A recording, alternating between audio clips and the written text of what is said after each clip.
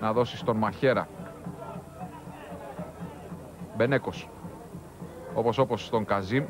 Καζίμ πέρασε την μπάλα για τον Μαχέρα. Μαχέρας για τον Μπέλο. Μπέλος θέλει να περάσει μόνος του. Θα κάνει και το σούτ. Η μπάλα στα δίχτυα από την εντυπωσιακή ενέργεια του Θανάση Μπέλου που πέρασε μόνος. Δεν έδωσε τον Μπενέκο που πιθανότατα στη θέση offside.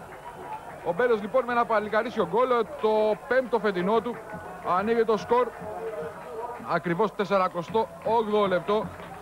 Ό,τι δεν μπόρεσαν να κάνουν σε ένα ολόκληρο ημίχρονο οι γηπεδούχοι το κάνουν στην πρώτη τους ουσιαστικά επίθεση του δευτέρου ημιχρόνου με το σουτ του Θανάση Μπέλου που δέχτηκε την παλιά. Προτίμησε να πάρει τις κόντρες, στάθηκε τυχερός από το να δώσει στον Μπενέκο. Σούταρε δυνατά με το δεξί στη γωνία του Μπαριτάκη. Τώρα βέβαια τα πράγματα θα αλλάξουν, Άρδιν, αφού οι παίκτες του Ατρωμίτου είναι αυτοί που θα κάνουν καθυστέρηση. Ό,τι δηλαδή έκαναν σε όλο το πρώτο ημίχρονο οι φιλοξενούμενοι.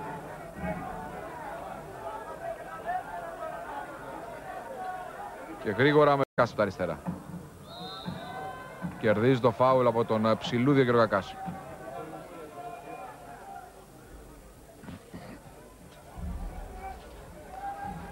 Και κοντά στην μπάλα διαριστεροπόδαρη ο Κουστέρης με τον Γεωργακά.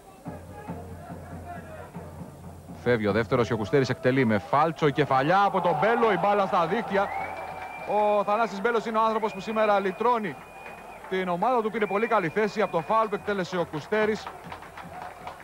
Με το αριστερό και με φάλτσο πετάχτηκε ο Μπέλος μέσα στην περιοχή και σκοράρει για δεύτερη φορά σήμερα και έκτη συνολικά φέτος, πρώτη φορά με το κεφάλι βέβαια.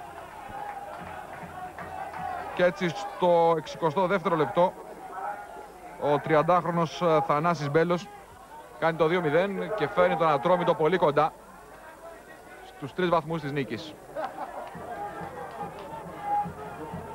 Ο Αγγελός